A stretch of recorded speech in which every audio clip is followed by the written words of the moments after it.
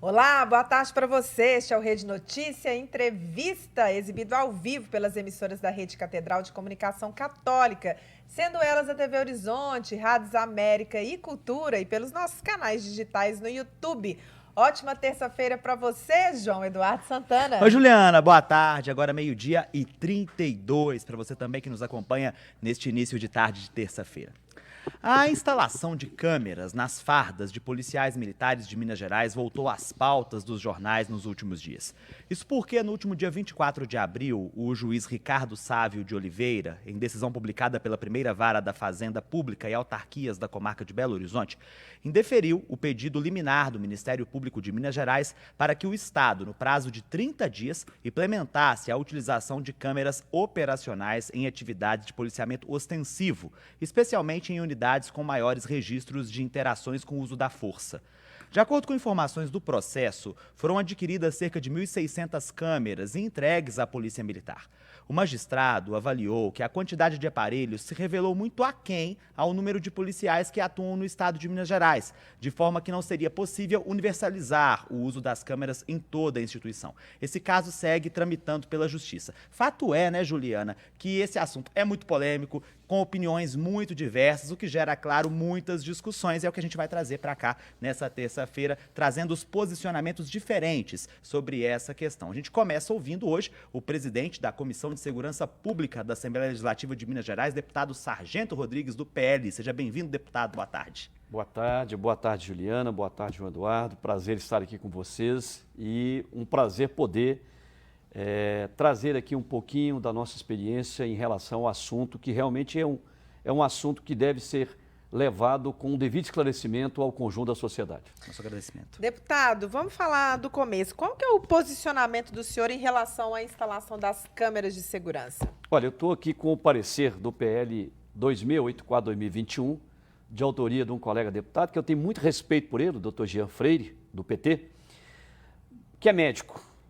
E muitas vezes eu, por exemplo, nunca me arrisquei a atuar em legislar na área da medicina, porque não conheço nada de medicina. Eu sou bacharel em comunicação, sou advogado, sou especialista em segurança pública, especialista em gestão e administração pública, mas eu não ousaria adentrar numa área que eu desconheço.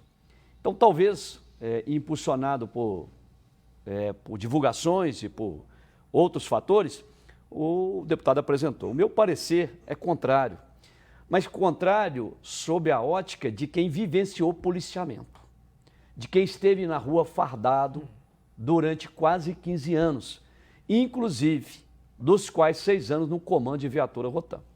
Se a população de Minas Gerais quer ver cada vez mais o enfraquecimento do combate ao crime, pendura uma câmera no peito do policial.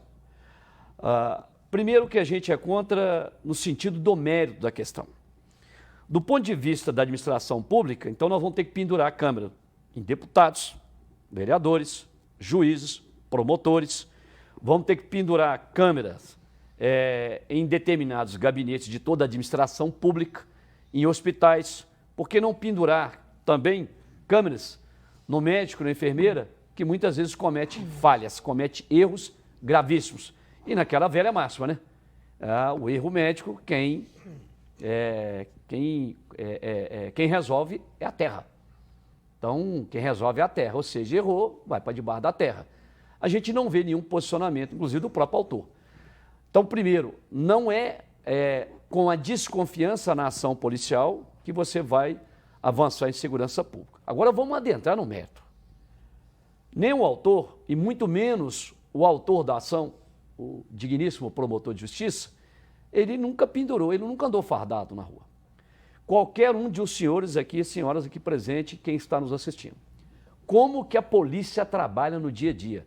Ela trabalha, João Eduardo, com informação. Juliana, ela trabalha com informação. Eu não estava no nível estratégico, eu não estava lá em cima, eu estava na rua. Eu vivenciei polícia de rua. Então não é nenhum outro deputado que vai poder me explicar isso melhor. Não é. Então, é muito bonito, nós vamos trazer mais transparência. Vamos para o mundo prático. Vocês querem que realmente a polícia encolha? Vocês querem que realmente a população não dê informações? Porque como é que funciona um policiamento comunitário? É a maior proximidade da polícia com o cidadão no dia a dia. Seja ele o camelô, seja ele o dono da padaria, o dono da banca de revista, o dono da lanchonete, seja ele de um pequeno comércio, de uma forma geral, de um taxista, de um mototáxi, de um motorista de aplicativo. A polícia depende das informações que as pessoas passam. Ou seja, as câmeras inibiriam essas informações. As câmeras, só de estar no peito do policial, ninguém passa informação. E às vezes é uma informação que para a pessoa que está passando ela acha que é simplória e para a polícia é algo extremamente valioso. Então, se a polícia quer que a ação policial cada vez mais seja retraída, diminuída, pendure uma câmera no peito do policial. Porque as pessoas que estão de fora conversando e tratando esse assunto, e eu vejo tranquilamente, desconhecem completamente o dia a dia de polícia. O ser e fazer polícia é muito mais complexo que as pessoas imaginam. A polícia depende muito de informações. Polícia não tem computador, um nível de inteligência, de tecnologia que possa extrair informações.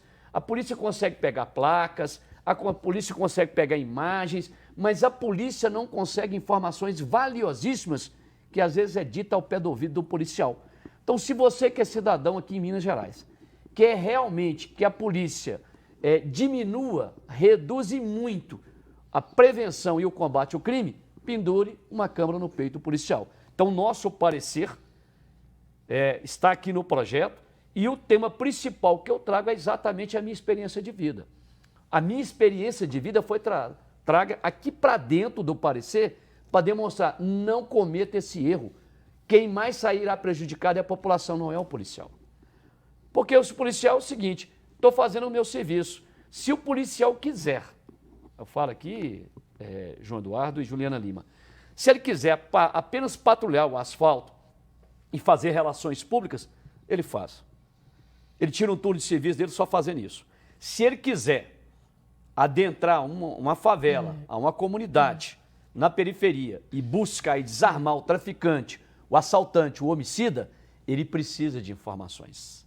Ele necessita de informações. Falo com a experiência de quem trabalhou em milhares de ocorrências na minha vida, que a informação ao policial foi crucial. Né? Alguns têm até o denominado X9. Tem esse que é o X9, mas tem os outros. Tem as pessoas da comunidade, tem as pessoas honradas, as mães, os pais de família, que não quer que o filho envolva com droga, que não fica no meio do tráfico, que são pessoas humildes. Porque você chega ali na favela, a favela tem 30 mil habitantes, quem atormenta a vida ali são 100. Não é 30 mil pessoas, não. São 100 pessoas que infernizam a vida da comunidade. Agora, as pessoas de bem precisam ter confiança. E a relação de confiança não é pendurando a câmera no peito. Muito bem, agora 12h40, a gente está conversando com o deputado Sargento Rodrigues sobre a questão desse projeto das câmeras nas fardas. Deputado, sem o uso dessas câmeras, quais seriam aí as formas do Estado acompanharem o trabalho dos agentes de forma a evitar os abusos? Qual seria uma forma? Bom, nós temos, acho que não existe nenhuma instituição com o maior número de controle social. Eu senti isso na pele. Você tem Comissão de Direitos Humanos da Câmara Municipal, Comissão de Direitos Humanos da Assembleia, você tem Comissão de Direitos Humanos da OAB, você tem Promotoria de Direitos Humanos, você tem Ouvidoria de Polícia, você tem Corregedoria de Polícia e você tem um controle social que nós, no mundo acadêmico, chamamos de controle social informal, aquele que não é um aparato constituído de poder público, que são as pessoas que denunciam, que depõem e que falam o tempo todo. Existe algum órgão da administração pública que vocês queiram que declinar, que sofre o maior controle da sociedade? Não. Por outro lado, cada vez mais as forças policiais vêm melhorando os protocolos e vêm trazendo para a própria grade curricular acadêmica matérias de respeito a direitos humanos, de garantias fundamentais. Até porque, vamos ser muito franco, com uma posição que nós temos adotada hoje, com as posições adotadas hoje pelo STJ e pelo STF, que não pode deixar aqui de ser trazido à pauta, porque nós estamos falando de segurança pública, e é um bem extremamente valioso, cada vez mais a polícia está encolhendo. Eu vou trazer aqui uma decisão do STJ, assim, das piores, e eu falo isso como advogado e como policial, e como parlamentar. Olha, recentemente uma turma do STJ decidiu que o fuzil, eu não estou falando de um revólver 38, uma pistola 380, 9mm, que um fuzil apreendido com narcotraficantes do Rio de Janeiro não poderiam ser autuados por porte ilegal de arma, mas sim, aquilo era um instrumento do trabalho dele no narcotráfico, na atividade dele de narcotraficantes. Vocês têm noção do que é esse impacto? Gente, hoje, quem são os maiores inimigos da própria segurança pública são as autoridades lá em Brasília, com essas decisões. Porque o porte ilegal de arma de um fuzil, a pena é maior do que do tráfico. O que eles fizeram? Então nós temos muito mais inimigos lá fora do próprio cidadão e principalmente essa parcela do judiciário lá em cima no STJ e no STF, que tem, recentemente agora o governo federal editou uma cartilha para que o usuário de drogas, como ele vai se safar da abordagem policial. O governo federal, através do Ministério da Justiça. Tem cabimento isso? Nós estamos falando de um poder público que tem o poder de prevenir. Infelizmente, a gente está chegando aqui ao final, mas assim, ficou me passando pela cabeça. Não dá para a gente fazer um meio termo, por exemplo, que a gente sabe que, principalmente vilas, favelas, periferias, né, que acabam onde realmente acontecem esses, entre aspas, né, vamos dizer assim, abusos policiais. A gente tem vários relatos na imprensa. A gente não poderia achar um meio termo, por exemplo, quando a ação policial foi específica nesses lugares, uma ação tática, né, diferente do que o senhor está dizendo, de um policiamento comunitário. Essas câmaras não poderiam ser obrigatórias? O senhor não enxerga essa possibilidade de a gente achar uma exceção? Bom, eu entendo o seguinte, vocês me perguntaram sobre controle. E eu trago aqui o desafio. E se vocês encontrarem um outro órgão da administração pública tão vigiado, tão fiscalizado igual a força policial, me fala aqui e eu volto e peço desculpa publicamente. Vocês não vão encontrar. Então a polícia é o órgão da atividade pública mais fiscalizado. Segundo, você vai continuar cometendo o mesmo erro que eu aqui disse em relação às ações policiais. Terceiro, eu entrei soldado da PM em dezembro de 84. Onde que esse deputado morava? Rua Independência, na rua principal do bairro Cabana. Uma favela hoje que está sendo dominada por facções criminosas do Comando Vermelho. Intimidada. Eu pergunto, como que você entra com câmera para fazer qualquer ação nesse lugar em que o próprio Comando Vermelho está ali sendo instalado? Vou trazer aqui 2 fatos. Lá no bairro Taquaril, o cidadão foi morto agora recente, e vocês devem ter publicado, sim, com 14 tiros de fuzil. E agora no Morro das Pedras também, há poucos dias, toque de recolher. O crime vem avançando. Então, a imprensa e os demais órgãos envolvidos nessa matéria têm que tomar um cuidado danado para vocês não intimidar mais ainda. A polícia enxuga gelo o tempo todo. Nós temos a lei, a polícia vai lá e cumpre. O cidadão é preso 10, 20, 30, 40 vezes. Você fala, o que acontece, deputado? Olha aqui, nenhum dos senhores e das senhoras aqui presentes, todos vocês que forem vítimas de furto, fica achando, furto e estelionato, que vai ter alguém preso. Não, não terá. Todos vão para a rua. E quando comete um pouquinho mais grave, mete a tornozeleira e vai para a rua. Hoje o cidadão está intimidado e uma parcela do judiciário, ao interpretar a lei existente, só interpreta abrandando. Cuidado para vocês não cometerem um erro gravíssimo de encolher a polícia e depois é tarde. Depois é tarde porque o crime vai tomar conta e aí nós é que vamos ficar cada vez mais enclausurados. A polícia, esse negócio de negro, pobre da periferia, eu sou pobre, eu vim pobre da periferia. Eu morei 20 anos no bairro Cabana. Morei no Nova Gameleira, Nova Sintra, Cabana, Vila Oeste. Ali minha vida toda, grande parte da minha infância e juventude foi ali. A maioria dos policiais, a maioria absoluta, vem da periferia. Então, isso isso é muito mais uma questão ideológica, uma disputa ideológica por trás dessa questão da polícia. A polícia vem da periferia, a polícia tem negros que veio da periferia e muito, né? O ex-comandante-geral da PM, o Coronel Rodrigo, negro. O chefe do Estado-Maior, Coronel Eduardo, negro. Vieram de onde? Da periferia.